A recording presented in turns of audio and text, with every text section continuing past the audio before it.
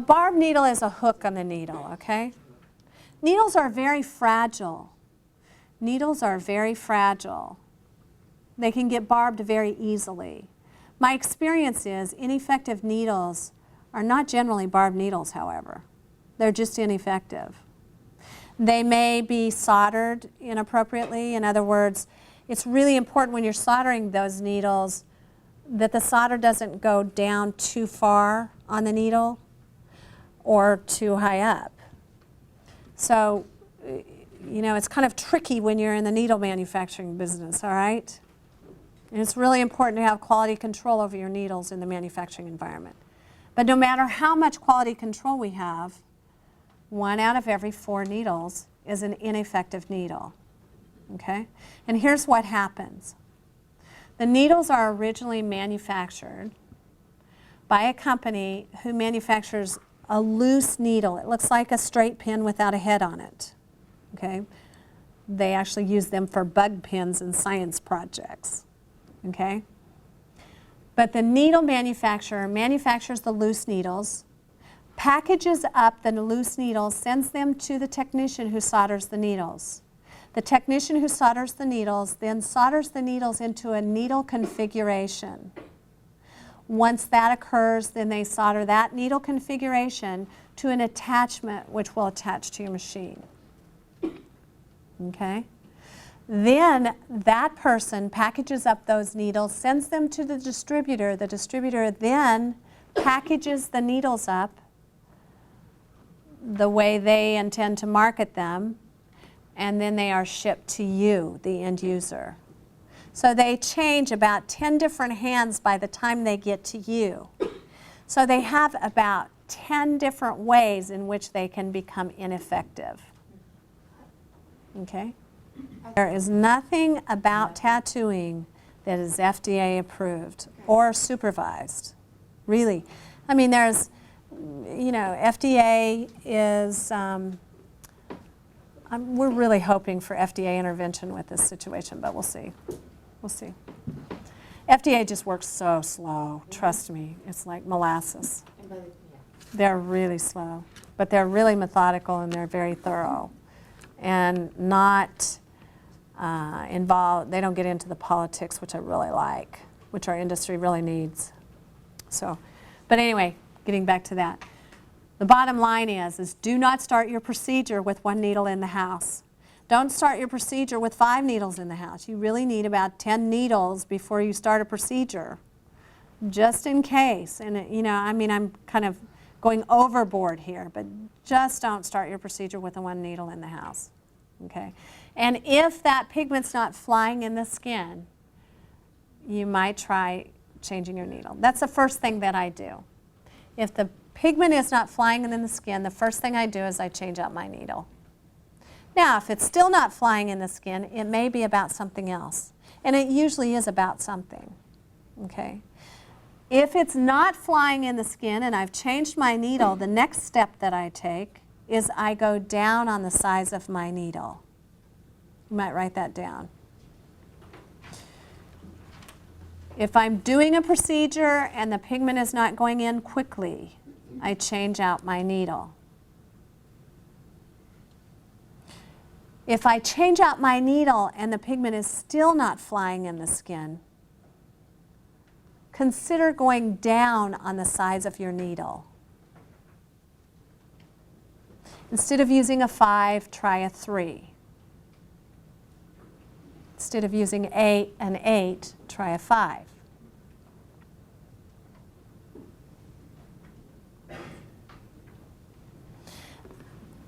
Other things that you might watch out for if the pigment's not just flying in the skin is you might check your power of your machine.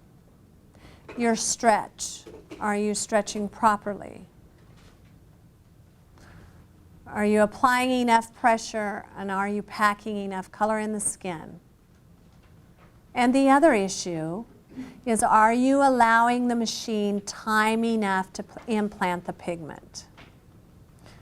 Are you allowing the machine time enough to implant the pigment?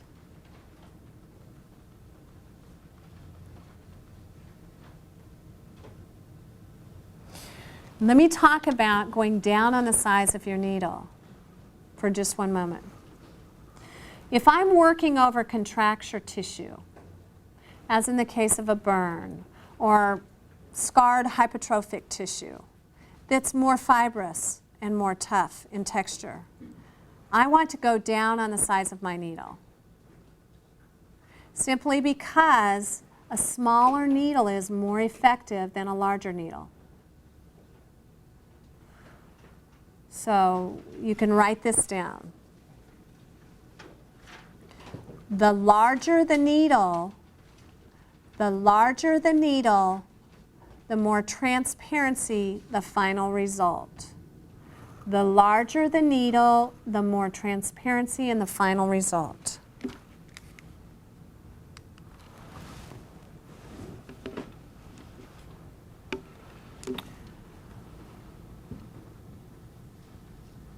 The smaller the needle, the more opacity in the final result. The smaller the needle, the more opacity in the final result. Now, for those of you taking your master's certification and those individuals who are also going to be tested, Naomi and I forget, Link and whoever else here, this information is so invaluable, okay? More power, and you can refer back to your slides that you were given, your handouts, okay, because we're going to get back to the slide presentation here. More power, depth, and concentration of color is required for mucosal tissue, as in the case of lips or mucosal tissue eyeliner, than other areas of the body. Again, more power, depth, and concentration of color is required for mucosal tissue, as in the case of lips and mucosal tissue eyeliner, than other areas of the body. Okay? Mucosal tissue is just more difficult. It doesn't take pigment as well as other areas of the body. So we have to be a little bit more aggressive. We have to use concentrated colors, and we have to use tight-fitting liner bars. Tight-fitting liner bars are going to create opacity. Shader bars, again, create transparency. This information seems a little bit overwhelming, but you will get this by the end of the lecture, 2 days. So instead of even using dispersion or something like that, they may just be changing out the needle and going to a larger needle. Exactly. Exactly. And you're really getting it that, again, these are tools. So when you're doing a procedure and something's not working just right, I'm giving you a toolbox to take with you so that you can make educated decisions as you're going along doing procedures. Lower eyeliner does not require the power, depth, and concentration of pigment than upper eyeliners require. Lower eyeliner does not require the power, depth, and concentration of pigment that upper eyeliners require. Upper eyeliner is like tattooing a rubber band. Have you all noticed that? It's just a different kind of tissue. And again, all these procedures are different. But when it comes to upper eyeliner, when I'm going right next to the lashes, which is where I like to start my upper eyeliner, I'm really having to pack that color in, use smaller needle bars. Let me talk about that for a moment. When I first started, I started using a number 3 needle for eyeliners. And I was going along pretty good. Of course, you know, the first 200 eyeliners, I was nauseous and, you know, that nerve-wracking thing that you get when you do an eyeliner. You guys have it so much easier today. Trust me. You have anesthetics, and you've got tools, implements that aren't so barbaric. The first machine I used, oh my goodness, it was, you know, the sound of it sounded like a jet engine taking off. It was so barbaric. You know, so you guys just are very lucky starting as compared to when we were pioneering permanent cosmetics. But anyway, eyeliners. When I first started, I started using a number 3 needle, and then what happened is in the mid-90s, the fad for large, thick upper eyeliners became fashionable. And so every woman that came into my office wanted this really thick upper eyeliner. And so I thought, you know, I'm going to switch to a number 5. Makes sense, right? You go up on the size of the needle because it would create a bigger line. And so I would create this wider line a little bit more quickly. Now understand, it takes me about 35 seconds to do an eyeliner today. It just doesn't take a long time. But of course, I'm in business to make money. And my time is very valuable. And I'm very serious about making money in business. And any kind of improvements that I can make, of course I'm going to make it. And so my thought was that I should use a larger needle so that I can create a wider line to take care of all these women who wanted this thick upper eyeliner. And so I started using the number 5, but what I found is that I was doing a lot more touch-up procedures. And what I also found is that I was creating this really wide line immediately after, and in the final result it would shrink to hardly anything. But I was indeed having to do more procedures, spend more time on these eyeliners using the 5 as opposed to the 3. Why? Because, excuse me? It's lighter. It creates a more transparent result. The more needles, the less it hurts also, is that a fact? The more, she's asking a question, okay? Here's her question. Is it true that the more needles, the less it hurts, the less the pain? It's true. The smaller the needle, the more the pain. A single needle is much more painful than an 8 needle or even a 3 needle. So again, those are issues when you're doing a procedure and you've got a client who's in a lot of pain and you're using a number 3 needle on the eyebrow and she's in a lot of pain, you might try using a number 5. But understand, when you start using a number 5, you're not going to have the opacity that you will have in a number 3. Getting back to my discussion about the upper eyeliner, when I switched to the number 5, what was happening is I was using a larger needle, but the color was not as vibrant and as opaque as when it was when I used the number 3 needle. Okay? So, also the other tip I want to give you, and you can write this down or you don't have to, but always, when I'm doing upper eyeliner, I always add black if I'm using taupes, browns, grays, charcoals. Okay? I always add black. She says, I want taupe. I say, okay. I get my bottle of taupe out there. I tell her to lay down and close your eyes, and then I sneak in the black. Okay, always. I always add black when I'm using charcoals, browns, grays, any kind of smoky colors. How much black do you add? I always add a couple of drops of black. A couple drops? Most of the time I use black. Most of the time I use black. If she says I want taupe, I say, okay, do you normally wear taupe? I ask her those questions. You see, when you become seasoned in permanent cosmetics, you understand the lingo. Most of the time when I'm speaking with a client, I'm always listening to the fear, okay? The first thing I'm going to hear is fear most of the time. It is very, very intimidating to have a permanent makeup procedure done on your face, to allow another human being to permanently mark your face. It's very frightening to anyone, especially to someone who has no education about these procedures. It's frightening. So most of the time when I'm communicating with my clients, and when I'm listening and really listening, most of the time, the first thing out of their mouth is really their way of saying, I feel fear.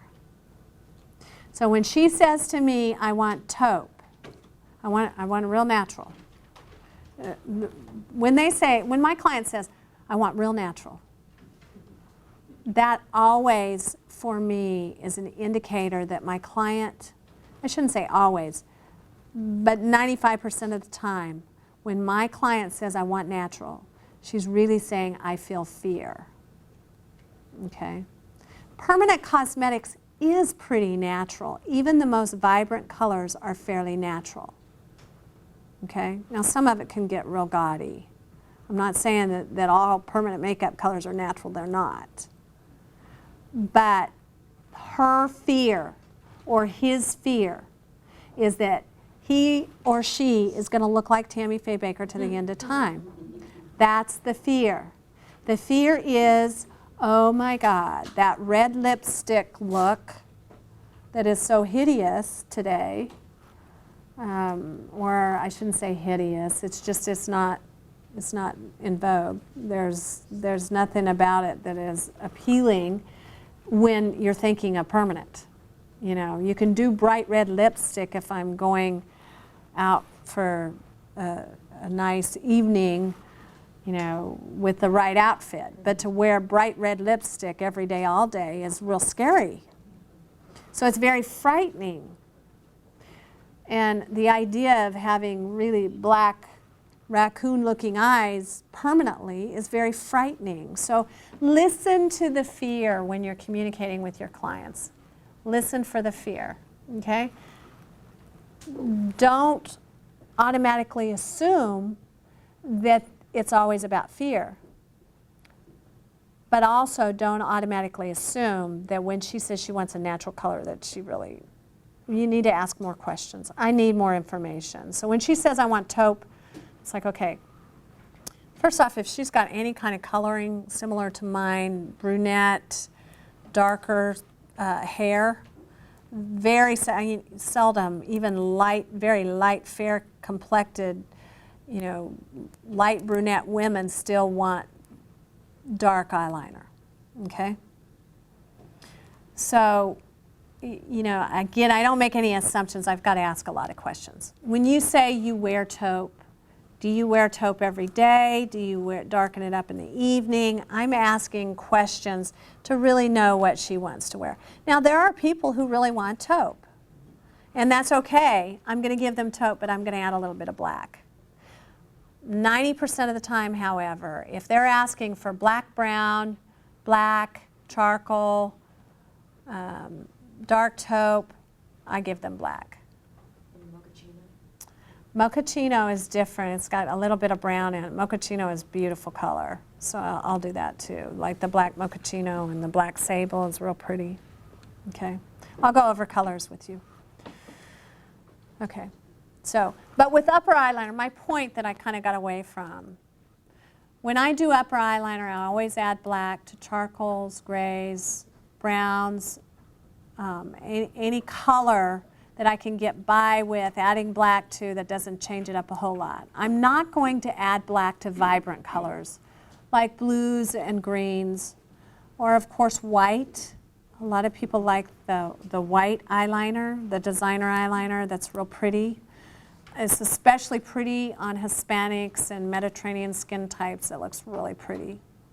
Okay, I've done white mucosal tissue eyeliner. I had a client the other day that she was a model that wanted just a drop of yellow in with the white, and I thought, you got to be kidding me, and it was absolutely stunning on her. So don't be closed to any of those suggestions. And are you Yes. doing it on the people I'm beginning to see right in the, not the liner itself, but the dot that they say creates the Migration. Yeah. Yes. No, I don't do that. But some people do. Okay.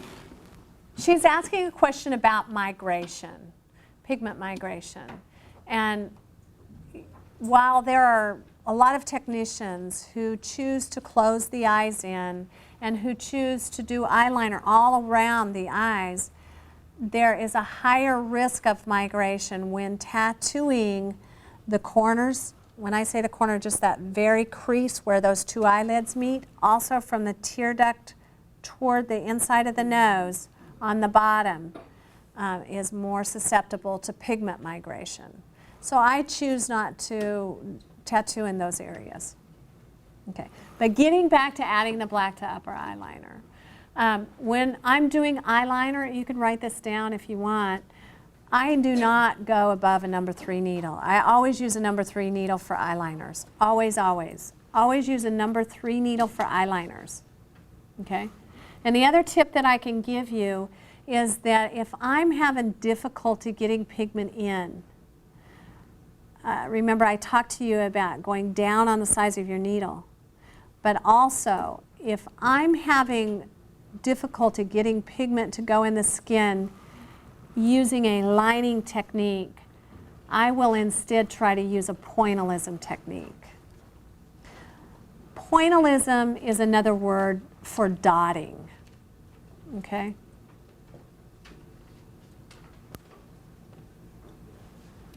Pointillism, yeah, I mean, here's the deal is, if I'm having a lot of trouble, let's say I'm working over contracture tissue that's really tough and fibrous, and I just about can't get pigment in that area because it's so tough and fibrous, I'm always going to use a pointillism with a number 1 or a number 3. The toughest skin to penetrate can be penetrated with a number 3 and a pointillism technique. Usually. I've had a couple of cases where I'm working over heavy contracture tissue where, you know, there's just some areas that just are not going to take pigment. Does that include Very seldom, very seldom. Most technicians make up that they can't get pigment to penetrate when in fact they probably could if they understood how those needles work in relationship to fibrous, more contracture type tissue. Yes? Does that include on the top and the bottom that you use just the number 3? Yes. She was asking the question, do I use a number 3 needle for both the upper and the lower eyeliner? Yes, I use a number 3 needle for both upper and lower eyeliner. Getting back to my tip about the black, when she says I want taupe, I'll do taupe on the lower eyeliner, but I always add black to the upper eyeliner. Now, every once in a while I get caught. Every once in a while she says I want taupe, and I add the black, and she's like, this is black. So I have to lighten it up, and that's not a big deal, but that's very seldom. Most of the time what happens is if I give her taupe, she's going to be back wanting darker. Guaranteed, guaranteed. Okay. Too light. It's too light. One other thing that I want to mention, and we'll take a break. Looks like our cameraman fell asleep on the job.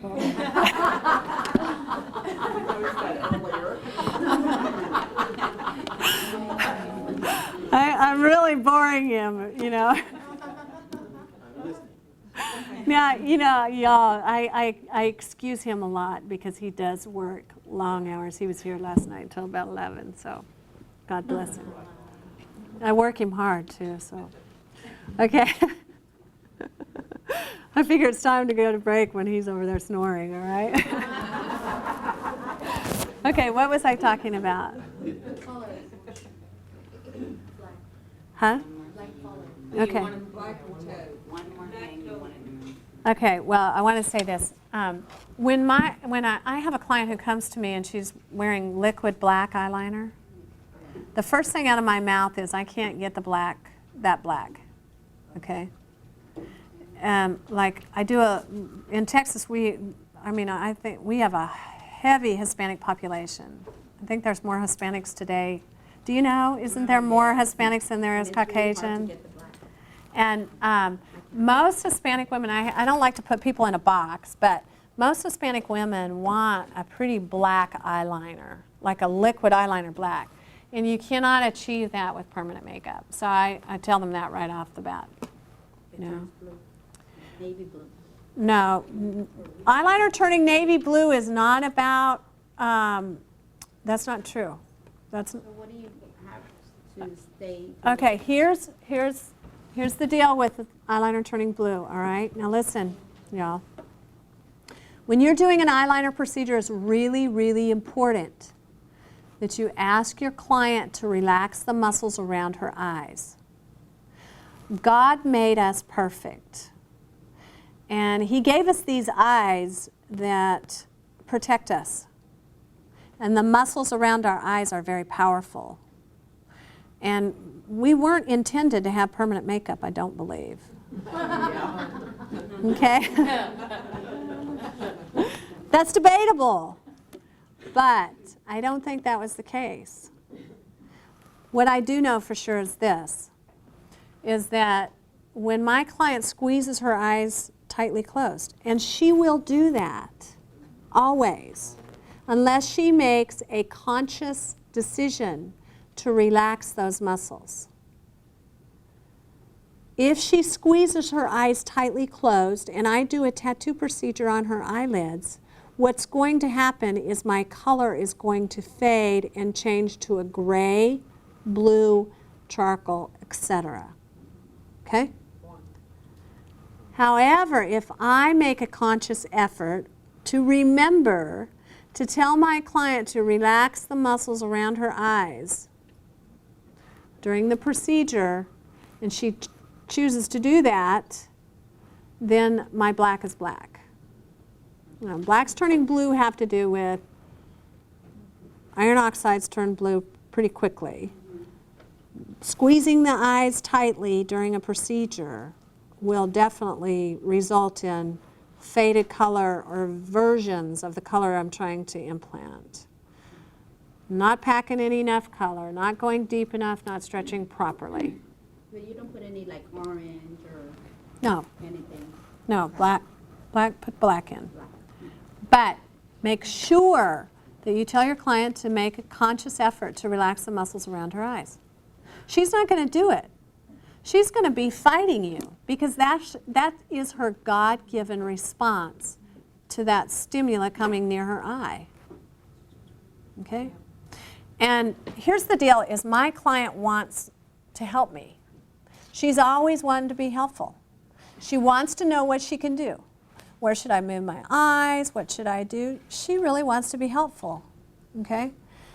So I always give her something to do. When a client says to me, where should I move my eyes? What she's really asking me is, how can I be helpful? Okay? And she wants to know where to move her eyes. Well, I don't care where she moves her eyes. But instead of saying, I don't care where you move your eyes, I tell her what to do because it helps her. So I say to her, okay, I want you to look over here, okay? And I'll start the procedure over here. So I tell her, look over here. It doesn't matter where her eyes are. What really matters is that she feels more comfortable at being directed, okay?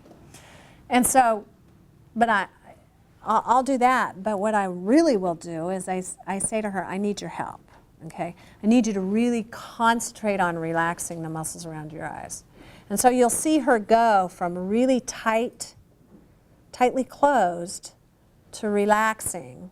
And then about 2 minutes later or less than, 20 seconds later, maybe even 5, she goes back to this. And I say, okay, relax the muscles. And she relaxes. And then back to this. So I might say it 10 times during the procedure. Oh, well. And you'll get used to kind of paying attention to when she's relaxing and when she's tightening those muscles. It's really important that she's relaxed to get true color. Okay. Larger needles require more power and stretch than small needles. Again, larger needles require more power and stretch than small needles. Okay? I can almost, with a single needle, I don't even have to stretch. And I can still get opacity in my final result. Okay?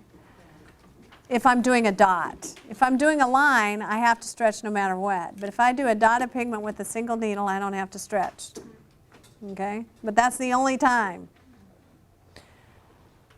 The larger the needle, the more power and stretch is required. Okay? So if you're using larger needles, you're going to need to stretch more. Also, for those of you using pen machines, understand that the more needles, the more power is required. So my advice to you is to not buy into that marketing gimmick that some of those folks, when they talk about, oh, you could use this number 8 needle with this little pin machine, the likelihood of you getting a final result that is appealing is not likely to happen, okay, with the pin machine, okay. So if you're pushing a lot of needles in the skin, you better have a machine that is really powerful. You know, coil machines, tattoo machines are powerful machines and can push, in many cases, large needles. There's a big difference between one tattoo machine and another. They aren't all the same, okay? But when you compare a coil machine to a pin machine, a coil machine is more powerful and more capable of pushing large needle configurations as opposed to a pin machine.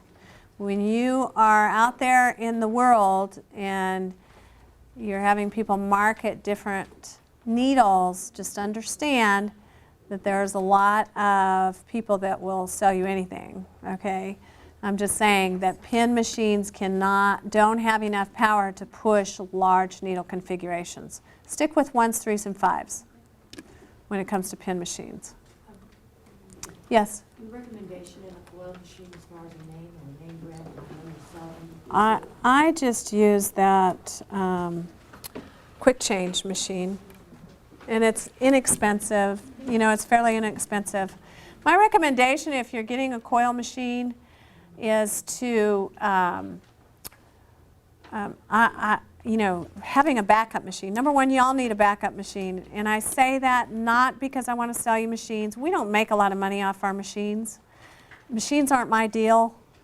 You know, we supply machines just to have supplies that are available for you and to be kind of a full service supply company for you. But, you know, really frankly, we don't make money by the time we, you know, inventory our machines and that sort of thing. We just don't. So I don't care whether you buy a machine or not. But I'm just telling you, when you're out there in the field and you're doing procedures, you better have more than one machine.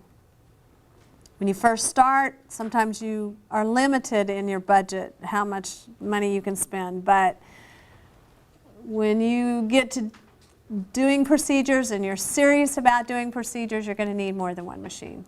If you purchase 2 machines, you might consider buying a coil machine and a pin machine. A coil machine is very effective for doing lips, full lip color, and mucosal tissue eyeliner, as well as upper eyeliner. Coil machines are just powerful machines if they're manufactured appropriately. Okay?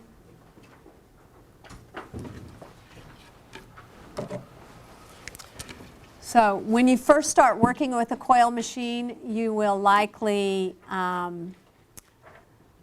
it feels heavy.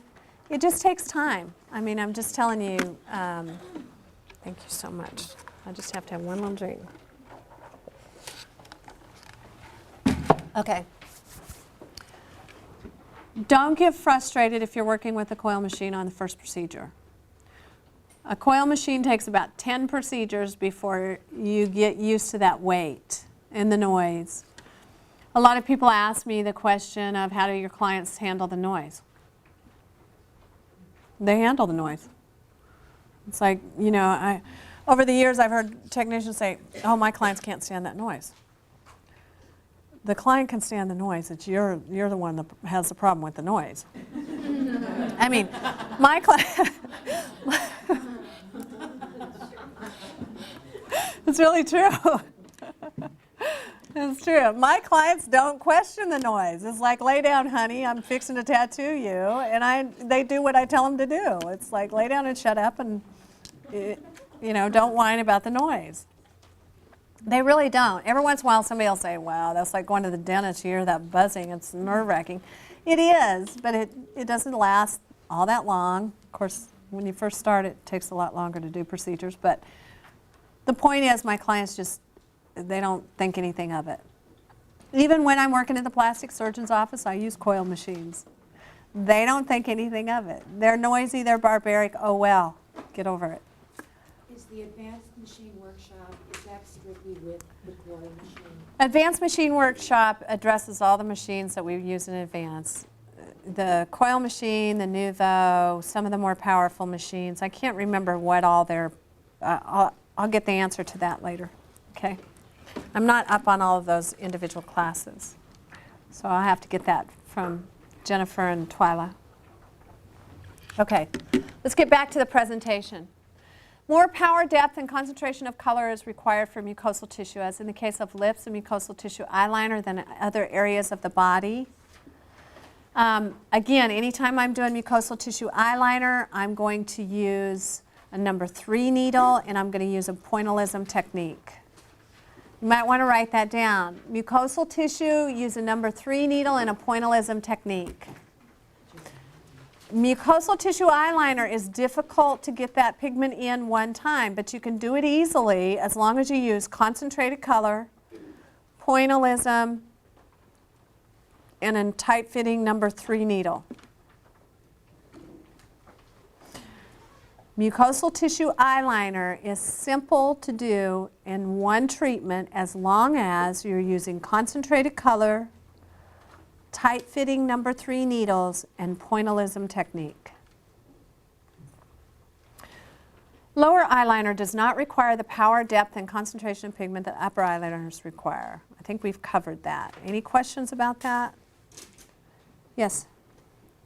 I just want, what is mucosal tissue the definition of, or is it, Well, you know, I don't know what, I'm sorry. I don't have the technical definition in front of me, okay, but what I will tell you in simple terms, it's just the wet tissue, it's the wet lid, you know, around your eyes within the lashes. In other words, you have your, on the lower liner. Very seldom do I do mucosal tissue on the upper liner. Every once in a while, someone will come to me and they want me to color the mucosal tissue lid on the upper eyeliner. However, that's very rare.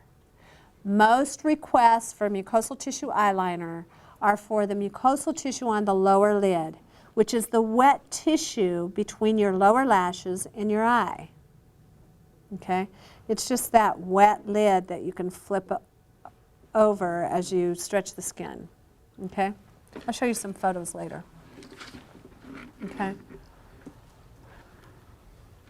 Larger needles require more power and stretch than small needles. I've already covered that. I guess I'm repeating myself. Lining requires more stretch and power than dotting.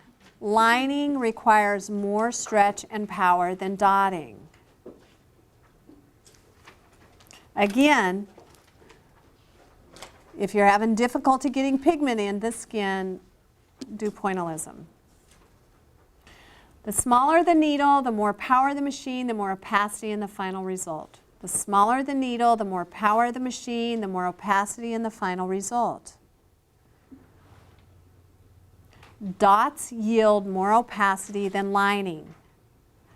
Pointillism or dotting yields more opacity than lining. And lining yields more opacity than shading. So again, are y'all getting this? You're understanding that all of these tools that I'm teaching you are just a toolbox for you to take home so that you can make educated decisions while you're out there in the field doing procedures. If you understand this information in this presentation, procedures are very simple. Doing touch-up procedures will be eliminated if you can grasp all of this information and if you can remember all of these little concepts.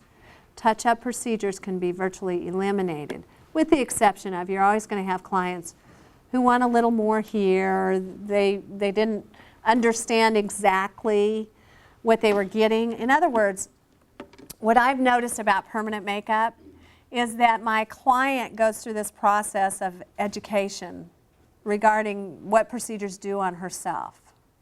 So for example, today I do eyebrows differently than what I used to do. Today I do eyebrows in 2 treatments as opposed to 1. I used to try to do eyebrows in 1 treatment. The problem with that is my client wasn't used to getting her eyebrows done, and so I would spend 30 to 45 minutes dealing with my client, nitpicking the procedure after the first procedure, and she would still likely come back for a little touch-up. So today, here's how I handle my clients, and it's really all about saving time for me, okay? How I treat my clients today is I tell them that I'm going to do the procedure in 2 treatments. The first treatment is just going to begin the process. It's going to build the foundation of your procedure. But you're not going to be happy with the procedure until you come back for the second application. And in the second application, we're going to fine-tune your procedure. So I prepare them during the consultation or prepare them prior to getting their procedure done for the fact that all they're going to get in that first application is just a foundation. They're still going to want to go home and tweak their shape and make it just right until they come back for their second focus visit. And in that focus visit, then we do their final touch-up procedure. What that does is it saves me about 30 minutes. And here's why. She comes in, I do her eyebrows. In other words, she draws her eyebrows on. I tell her that I'm going to give her $750 worth of attention. Let me back up. Here's the process. She has a fantasy the night before she comes to get her procedure done, her eyebrows. And in her fantasy, I am drawing on her eyebrows exactly the way she fantasizes. All women know what they want. They just don't know that they know what they want. Okay? Everyone has this idea of what a pretty eyebrow looks like.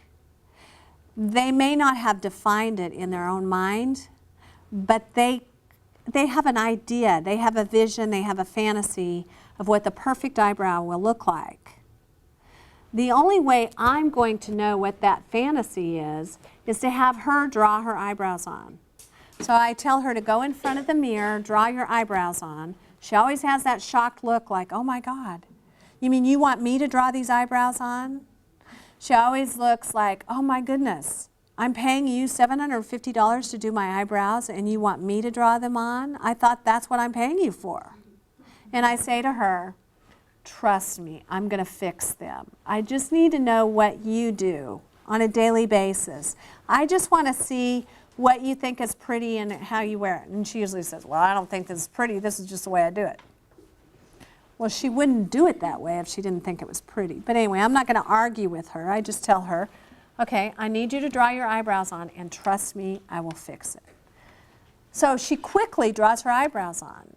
Now, if I say to her, I want you to draw your eyebrows on exactly the way you want them, and I'm going to follow exactly what you draw on, it will take her 2 hours to draw her eyebrows on. And at the end of 2 hours, she will become so overwhelmed and frustrated that she will give up and she will likely not want to do the procedure. So I don't do that. Instead, I say, draw your eyebrows on, and I promise I'm going to fix them. So 95% of the time she draws them on, really very appropriate for her. Generally in their hair, there's not a lot there to mess up. Now, some people might argue with me on that. And as a makeup artist, I can tell you that I learned all kinds of things in school. You know, exactly how to angle the eyebrows, the arch, the whole works, okay? But I have learned in this profession to take off my makeup artist hat and put it in a corner and put on my permanent makeup artist hat. So I tell her to draw her eyebrows on, and I will tweak them. And I always promise her, look, I'll fix them, but I want you to draw them on first. So she goes and draws them on, and she draws what she wants in her fantasy. And then I say to her, oh, wow, we need to fix those. And then I give her $750 worth of attention, which takes about 30 seconds of staring at her. And then I give her the $750 draw, and I draw exactly what she's just drawn on. And then I say to her, that looks so much better. What do you think? And she looks in the mirror and she goes, ah, that looks so good. And she thinks that I'm responsible for giving her this shape that she really did want in the first place. So she gets what she wants, only she thinks that I was the one who gave her what she wants. So she's happy, okay? Every once in a while, I have to tweak the eyebrows because my intuition is screaming at me, don't tattoo those things on her face. Okay? But for the most part, that's the way it works. Okay? Again, my time is valuable. Time is money. I'm in business to make money. I don't make money spending hours drawing her eyebrows on. Okay? Plus, she's not happy when I'm giving her what I think would look pretty on her. She's more happy when she's getting what she wants, but didn't know that she knew what she wants, but she already did know. Okay? It's all psychology. So anyway, the point is then, I do this treatment in 2 treatments. So what she goes, draws her eyebrows on, I give her the $750 worth of attention, and then I do her procedure, and I do what I call the foundation. I follow what she's drawn on. Now listen to me. What I find, I mean, here's what my experience is in teaching permanent cosmetics. My experience when it comes to eyebrows is that technicians oftentimes are focused on situations or things that they should not be focused on, which is preventing them from following that pattern that's drawn on prior to laying my client down. In other words, prior to the procedure my client is setting up, I am viewing her eyebrows, I'm giving her that attention that she deserves and that the procedure warrants and that she's paying me for. And so I'm looking at her, I'm discerning whether the shape is perfect or not, or whether it's the shape that her and I are going to choose to agree upon prior to procedure. The point is I'm focused on her shape while she's sitting up. Once the shape has been determined, I no longer focus on the shape. That goes out the door. Don't focus on the shape. Once the shape is determined, you need to focus on everything you need to focus on so that you are following the shape that you determined while she was setting up. Are you all with me? Mm-hmm. The mistakes that I see happening out there in the field is that once the shape has been determined, instead of letting go of that, what happens is the technician is paying attention to her shape instead of the angle she is holding her machine, if she's centered in the center of her client's body. Am I packing in enough color? But it's mostly where the mistakes happen in terms of shape. I mean, have you all had this experience before where you drew the eyebrows on prior to procedure and they were drawn on and they looked just right, and then you started the procedure and it no longer looked like the shape that you started with? What happened? She laid down. She laid down, and what happened with you? Why didn't you follow that? Or how did that happen? How did we get this angle that looks differently? Not paying attention. You put your, Not paying attention? where you're holding Gravity. You're probably paying attention, but here's what happens. You didn't hold the machine. Here's the deal. Okay, let me just say this. When I'm doing eyebrow procedures, I have my client's head in my lap, okay? Her feet is down there, her head is in my lap, she's looking straight up. The angle of my machine is almost at a 90-degree angle, okay? And I'm tattooing this eyebrow just like this because my client is centered where she needs to be centered, okay? But what I see a lot happening out there is the client is over here, you're standing at the side, your client is laying down, and you're tattooing eyebrows. The angle of this eyebrow is different than the angle of this eyebrow. So what I see so much of is I see this nice arch over here, and this eyebrow then is kind of flat on one side. The reason why you get that flat on one side is because your client is over here and you're over here. You're not in the center of your client's body, okay? You need to be in the center of your client's body. If you're going to do the procedure from the side, pay attention to where your body is positioned. Don't stand here and have your client over here. If you're going to do it from the side, what I say to my client is, I need you to move over as if you're almost going to fall off the table. Now sometimes they'll, when I request that, sometimes they'll roll over and I'll say, no honey, I need your face toward the ceiling. I just need you to scoot over to the edge of the table so that you're next to me. Because I want her head in my hip. I want to be in the center of her body so that the angle of my machine is the same on this eyebrow as it is over here. If she's over here and I'm over here, my angle is different. And so as a result, I'm going to get that flat edge on one eyebrow. Okay? So, but what I see a lot out there in the field is I see technicians who are focused on the shape while their client is laying down. That's not the time to focus on shape. I always love Blanche on the Golden Girls. I actually went to a health spa with her. What is her name? Rue McClanahan. She's wonderful. She's in person. She's as fun as she is on TV. But I always love that one show where she's looking in the mirror and she's like, "Oh gosh, I'm getting so old," and then she's, "Oh, that looks so much better." You know. We look different when we're laying down than we do when we're sitting up. And it's not a time for us to make decisions. The point is, when you're focused on shape while she's laying down, guess what you're not focused on? You're not focused on the angle of your machine.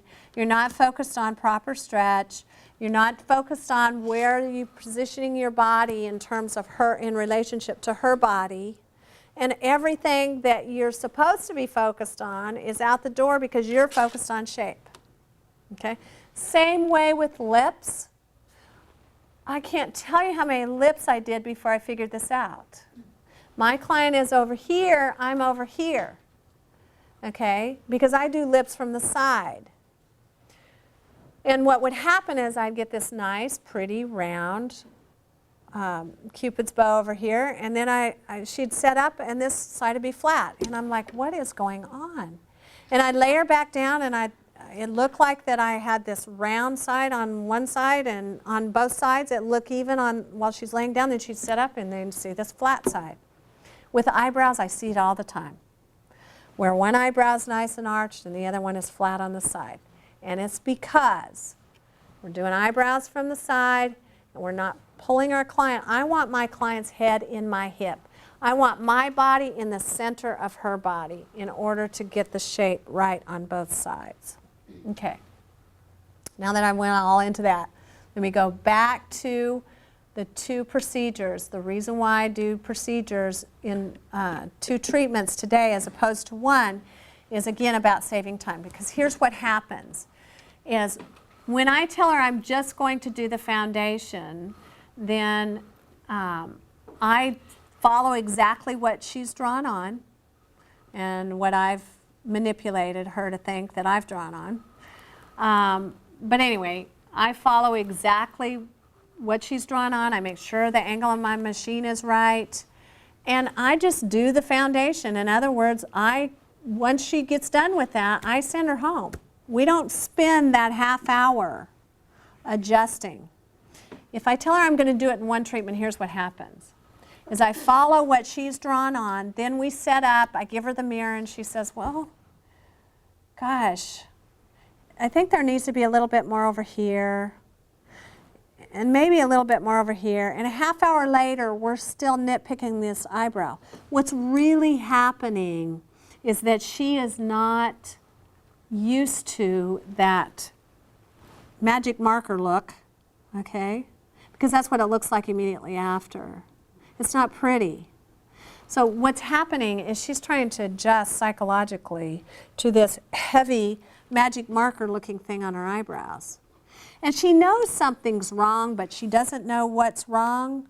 And so she's spending a lot of time and energy trying to discern what's wrong and trying to communicate to you what's wrong. And so the both of you are sitting over there going, okay, well, maybe a little bit more over here, maybe a little bit more over here. When what really needs to happen is she needs to go home, forget about it, you know, maybe take her pencil and tweak it for now, but go to sleep, sleep on it, let all the swelling go away, get used to that look. And then when the scabs peel off, then it's like, now we got to get used to a whole different look, okay? And by doing it the way I do it today, I eliminate that whole half hour in that initial treatment of really her just adjusting to what's happened to her. No matter how much I prepare my client for what she's going to look like immediately after, she is not going to be prepared.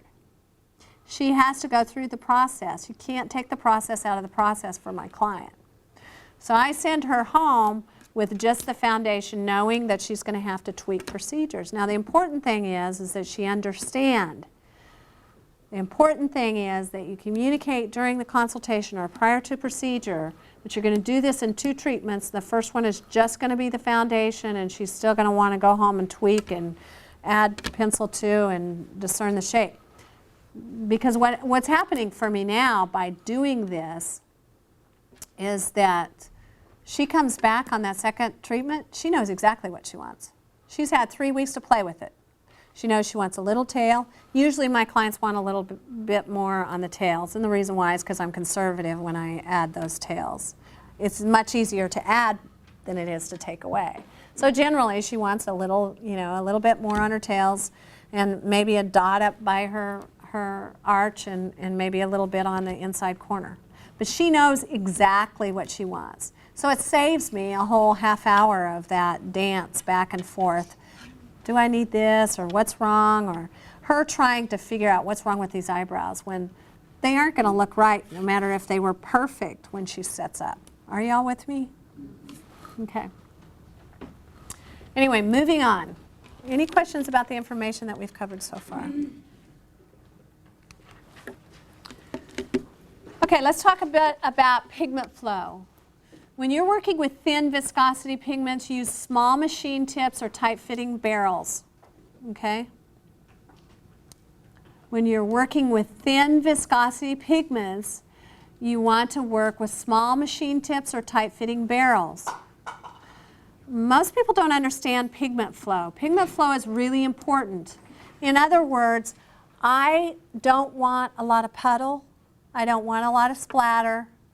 I want the pigment to be flowing, okay? Smoothly and evenly. That's important. Why is it important that pigment flows smoothly? To create true color, okay? If the pigment is not flowing, as in the case if I'm using a concentrated color and the pigment is not flowing, okay? Then what's going to happen is I'm not going to get true color in my final result. Now, if I'm using a thin viscosity pigment and I'm getting a lot of pigment puddle, I'm still going to get true color, but it's just going to be a big mess. Now, with pen machines, you're going to have a certain amount of pigment splatter. That's just typical of pens, okay? But my experience is pigment splatter can be controlled by the proper equipment, meaning the proper pigment splatter can be controlled by the proper tools. In other words, the right fitting relationship, the relationship between the needle and the machine tip. So in other words, if I'm using a thin viscosity pigment and I'm using a number 5 needle, I might want to use a small machine tip as opposed to a large machine tip so that I'm not getting that big heavy puddling.